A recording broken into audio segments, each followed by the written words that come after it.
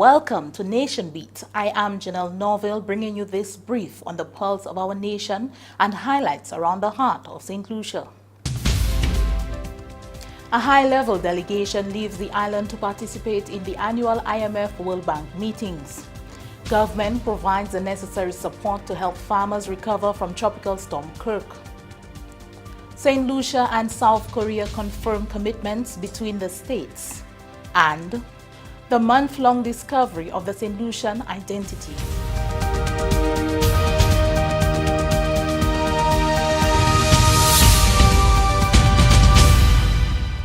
The government of Saint Lucia will be looking to secure financial and technical support for its development programs when it participates in the annual meetings of the International Monetary Fund, IMF, and the World Bank Group. The meetings taking place this month follow a vote by the boards of governors of the two institutions. The annual meetings bring together central bankers, ministers of finance and development, private sector executives, civil society, media and academics to discuss issues of global concern. These include the world economic outlook, global financial stability, poverty eradication, jobs and growth, economic development, aid effectiveness, and climate change. Permanent Secretary in the Ministry of Economic Development, Philip Dalsu, says the meeting will provide an avenue for Saint Lucia to seek various developmental opportunities. There will be an opportunity to meet with other agencies to discuss possible project proposals and that we can present to these agencies like the Kuwaiti Fund, the United Arab Emirates, and others. So the meeting itself will be an opportunity for us to hear about some of the latest developments, one in terms of what is the future looking like in terms of growth rates. So we'll get the forecast from the IMF in terms of indicating what forecast they have for the world economy in 2019-20. What are some of the risks that are being presented? We'd also be hearing from the World Bank itself on some of the more topical issues, and I'm sure disaster resilience will come up again. Approximately 15,000 to 18,000 delegates are expected to attend the meeting in 2018. The main topics of discussion center around global economic issues. Saint Lucia will be represented by Prime Minister the Honorable Alan Chasney, Minister for Economic Development Guy Joseph, Permanent Secretary for the Ministry of Economic Development Philip Dalsu, and Permanent Secretary in the Ministry of Finance Cointhia Thomas. Dalsu highlights some of the areas of priority for the government of Saint Lucia going into the meeting. Saint Lucia is also looking at how it can fund some of its infrastructural requirements from concessional funding, because that's at low interest rates and long grace periods for repayment. There are issues that we face in many different sectors, infrastructure, the roads, the schools, and these are some of the big issues. The government has indicated there are 6 priority areas that they would want to look at in terms of moving forward. These are not exclusively, but the major areas of priority: health, education, crime, tourism, agriculture, and infrastructure. So all of these areas, are areas that are topical issues for the government. The Prime Minister has spoken many times about the need for Castries redevelopment, looking at that. The North-South Link Road, which is an alternative route from moving away from passing through the Badlil and getting up to north from the south. So these are some of the big projects that have been mentioned that I guess that we would like to discuss with some of those agencies. The meeting will be held from the 12th to the 14th October 2018 in Bali Nusa Dua, Indonesia. Meanwhile, chronic non-communicable diseases (NCDs) among the Saint Lucian population is a recurring issue for the Ministry of Health and Wellness. With US $20 million in funding from the World Bank, the ministry hopes to complement its existing NCDs policy. Saint Lucia has seen a consistently high rate of diabetes per capita ratio in its population since 2007. Interventions by the Ministry of Health and Wellness to curb this trend is taking a new turn thanks to the World Bank. Though the first component of the project is aimed at strengthening and improving public primary healthcare services and facilities to treat NCDs, preventative measures will be incorporated into the implementation. Permanent Secretary in the Ministry of Health and Wellness, Felix St. Hill, noted that NCDs are treated and avoided through lifestyle management. We must be mindful that once persons have acquired the non-communicable disease, then you have to treat, because the whole issue is increasing their productive capacity within the national economy. But then the avoidance of you catching those diseases, we're going to put much emphasis. So again, with the World Bank project, we're hoping that health promotion, health education, that these services are distributed evenly throughout, so that people are reassured through our nutritional services, our dietary services, that they're informed of probably the best lifestyles that they should keep. St. Hill notes that non-communicable diseases can be prevented by making better lifestyle choices, like reducing the amount of alcohol consumed and eating well. At present, these types of ailments are costly and are treated outside of the primary health sector. St. Hill hopes this new project will reduce the number of patients in the healthcare system and reduce the cost of treatment for NCDs. With especially the non-communicable diseases, which we think that it is really affected by people's lifestyles and can be avoided.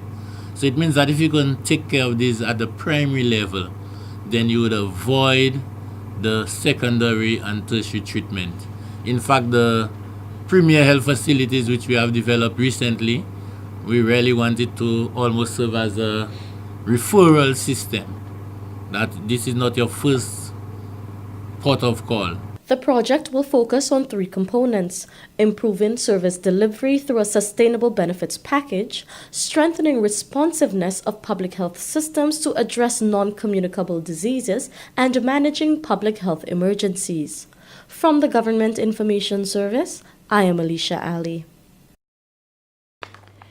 Stakeholders in the agriculture sector met with Prime Minister, the Honorable Alan Chasney, and Minister for Agriculture, the Honorable Ezekiel Joseph, to review the status of the sector post-Tropical Storm Kirk. While the outlook of the situation is gloomy, industry players are optimistic about the future, especially with news that the government is exploring supplementary markets. Farmers are back in their fields working towards restoring production.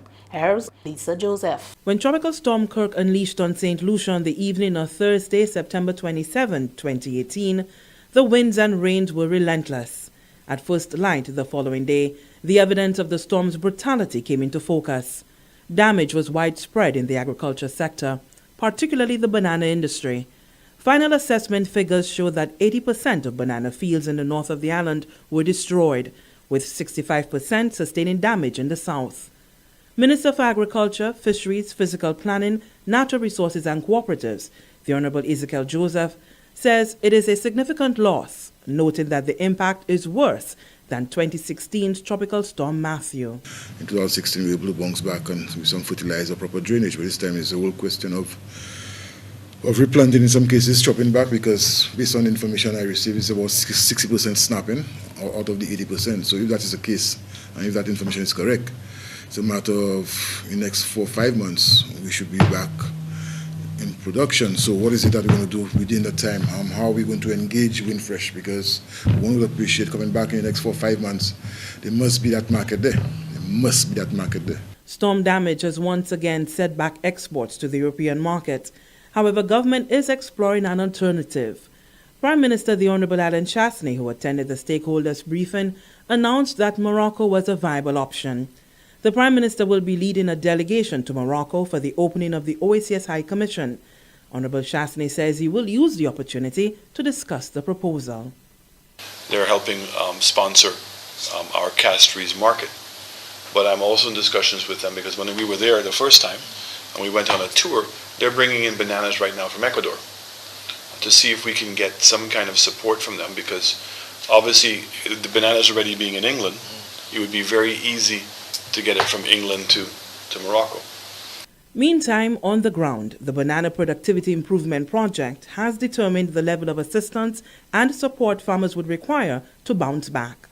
Kurt Severa is the project manager. We believe that there should be some support with fertilizer. We believe that there should be some support with rehabilitating the fields. In terms of, we believe there should be support with black sikatoka. We believe that there should be support with. There's still some major drains that need to be desilted with. I think we need to get some support. And there are some roads which, as I visited yesterday in particular, that need some attention. And in addition to that, I believe we also need to. There's some infrastructure like sheds and so on. We also need to give some support. Insurance coverage for farmers is another pressing matter for stakeholders. Chairperson of the National Fair Trade, Dorothy Agard, revealed that efforts were near finalization when Tropical Storm Kirk struck. We were very far into that whole implementation of insurance for the banana farmers, and premature, it happened we are virtually a couple of weeks away from implementation, and that happened. Government will be providing fertilizers and other inputs to farmers as part of a support scheme. From the Government Information Service, Lisa Joseph reporting. The Ministry of Health and Wellness has clarified the situation as it relates to hand, foot and mouth disease on island and has dismissed an audio recording circulating on social media claiming an outbreak of the disease. The community pediatrician in the Ministry of Health stated that a thorough investigation has been conducted into the matter, with the findings indicating no outbreak of the disease but normal occurrences among a few susceptible children. The Ministry of Health was alerted to a recording circulating on social media claiming an outbreak of hand, foot and mouth disease in one part of the island. The epidemiological unit launched an investigation into the matter, with the results showing no proof of an outbreak of the disease. Community pediatrician Dr. Olu Ogolusi explained the results of the investigation. What we have some few children in the preschool age group that have this illness. So it's not an outbreak, it's just to a section on the island and a few children affected. She said hand, foot and mouth disease is a common viral illness, like the flu or other viral illnesses, which are seasonal. This disease typically occurs during the months of September to December and mainly affects children below 10 years of age, but is more common among children under 5 years old. Symptoms include rash on the hand, mouth and feet, and sometimes the buttocks. And it usually may start with a fever, a low-grade fever, and then 2 to 3 days after, these rashes are noticed. And they just appear like papules and later may evolve to like a small blister with a red background. Usually it's not itchy, but it could make the little children feel a little uncomfortable, a little bit irritable, and because of the rashes in the mouth, they may not want to eat. Though there is no specific antiviral drug or medication for this disease, she stressed that the public should have no fear of this illness, as the human body naturally fights off the disease. But usually it's a self-limiting illness, meaning that the doctor do not even have to treat it. The body will fight it off. Usually does not last more than a week, 7 days. Some children may even recover a little earlier. But because of the little discomfort it will cause, we advise the mothers, if there is fever, you give fever medication like paracetamol, ibuprofen. You ensure the child is drinking, offer cold liquid food, something they can sip easily, avoid hot, spicy food. The community pediatrician advised that if parents notice their child is not drinking or eating and seems dehydrated, they should take the child to the hospital for treatment and continued monitoring.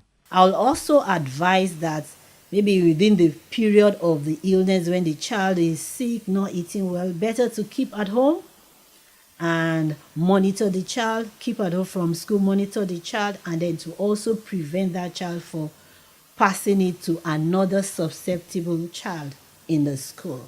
For the Ministry of Health and Wellness, Glenn Simon reporting.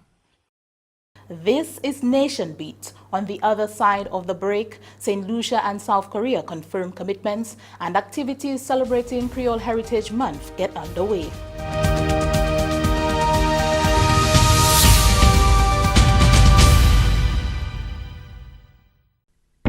When disaster strikes, pharmacies and polyclinics will be closed, so you'll need to have a complete first aid kit on hand to be prepared to handle your child's medical emergencies.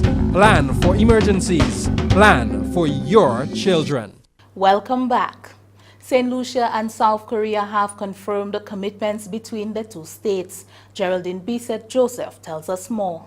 Saint Lucia and South Korea have confirmed commitments between the two countries. The Governor General of Saint Lucia, His Excellency Sir Emmanuel Neville Snack, met with the new Ambassador Designate of the Republic of Korea to Saint Lucia, His Excellency Sung Mon-yup, who presented his letters of credence. During the October 4th meeting, the Governor General conveyed a desire for peace between North and South Korea. The desire is that soon the Korean Peninsula will learn to dwell together in unity, as every family should. The world must have watched with joy and sadness the tearful demonstration of that longing for improvement in relations when it was recently made possible for one brother to embrace the other, having so long parted. We pray that this be a beginning of the end to all hostilities. Ambassador Mon-yup similarly expressed his country's desire for peace and global security and acknowledged the close ties between Saint Lucia and South Korea. At the global stage, our two countries have been enjoying a close partnership on the various international programs such as the United Nations by rendering mutual support.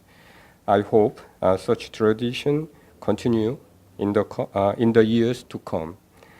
In addition to sharing our commitment to global peace and security, I look forward to Saint Lucia's continuing support for a positive transition of the situation in Korean Peninsula toward denuclearization and the establishment of a lasting peace. Ambassador Mon-yup added that as his tenure begins, he hopes to strengthen bilateral relations between South Korea and Saint Lucia. The two countries established diplomatic relations in 1979 and will commemorate the 40th anniversary of relations in 2019. Saint Lucia and South Korea have most recently cooperated on natural disaster response and climate change adaptation. For the Government Information Service, I am Johnny Bisset Joseph reporting. Activities celebrating the Saint Lucia culture and heritage have begun, with organizers excited about the changes made to the calendar. Anicia Antoine has more. The Summer Soleil Festival will be culminating with the celebration of St. Lucia's Arts and Heritage Month. The month-long festival highlights the richness and diversity of St. Lucia's cultural, ethnic and artistic heritage. The official opening ceremony took place on Sunday, the 30th of September, at the Craft Festival in Choiseul. The executive director of the Folk Research Center expressed his satisfaction with the first event, the Cultural Icon Series, indicating that there is more to come. The next activity will be on the 14th of this month, so that's Sunday the 14th, where we'll be holding a Wulila Bar local cricket festival at the Marsha Playing Field. That's in collaboration with the Marsha Grounds Development Committee.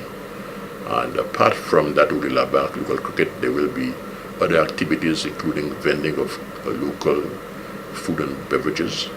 There will also be stage performances by local groups. And the activity starts at 9:30 and goes on up to about 11 o'clock in the evening. The line of activities continues with the La Marguerite Festival to be held on October 17th, followed by the launching of a new folk museum at the house of the late Cécile Descartes on October 21st. The festivities will conclude on the 28th of October with the International Creole Day, Journée Créole Internationale. The host communities for this year are Soufrière, Choiseul, Belleville, Vieux-Fort, Monrepo, and Marshall. In the past, for the past 43 years, we have been selecting 4 host communities to celebrate Journée Créole. And what we advise them is that as part of the celebration, they must have exhibitions, Creole exhibitions, as well as Creole technologies. But most of the communities tend to concentrate more on the vending of food and entertainment. And we are afraid that we are losing that focus, that initial idea of educating our people, using the opportunity to educate our people. And so this time, the FRC has taken up the mantle and decided to have what we envisage as the Journée Créole. The theme for this year's International Creole Day is Découvrir Saint Lucie, Découvrir Corps. Discover Saint Lucia, discover yourself. From the Government Information Service, I am Anicia Antoine reporting. The recently launched after-school program is an initiative of the government of Saint Lucia and will be implemented by the Ministry of Youth Development and Sport through the National Lotteries Authority. According to government officials, the after-school program seeks to fill the critical time period between 3 and 6 p.m. when children are out of school but parents may still be at work. The purpose is to ensure children are engaged in meaningful activities during this period that may have a positive impact on their academic performance, attitudes, and behaviors. Minister for Youth Development and Sports, the Honorable Edmund Estefan, indicated that the pilot program was implemented in August 2018 and the second phase of the project is to begin in the first week of October. We are hoping that within the shortest possible time period, the program will move and will develop and will envelop the whole island. This is our goal. So right now we're talking about 10 schools, and maybe very soon in the near future, we will be able to do this island-wide. I am overjoyed to say that the program will also see some economic benefits trickle down to the communities.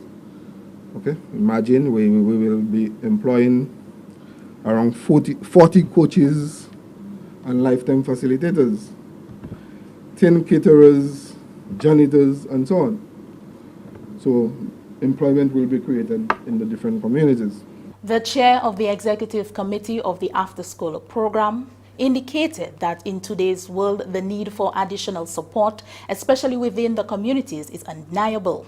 We recognize the need to develop well-rounded individuals, and therefore emphasis was placed on ensuring the provision of quality instruction and supervision in a structured environment where our youth could learn to be, learn to do, learn to live together, and most importantly, learn to learn. A management committee consisting of a program manager, 2 zonal coordinators, a facility supervisor, and a clinical supervisor was put in place to directly oversee the program and to ensure its integrity. 30 coaches and 10 life skills facilitators were also employed, with all staff being put through a rigorous interview process to ensure that only the best professionals available will be interacting with our students.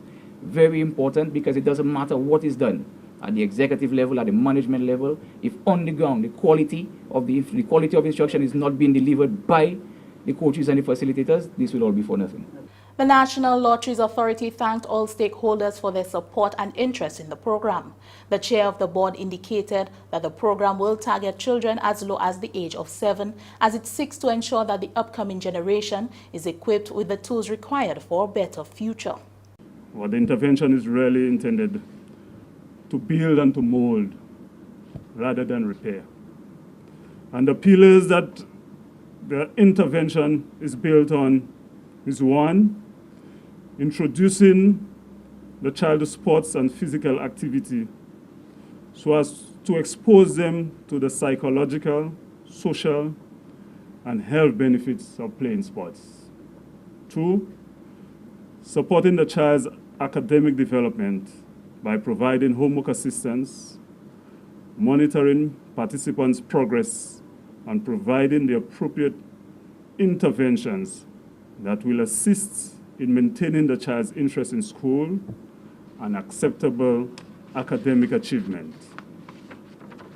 3, identifying indifferent and early deviant behavior in participants and channeling such wards to the appropriate resources for corrective and remedial action.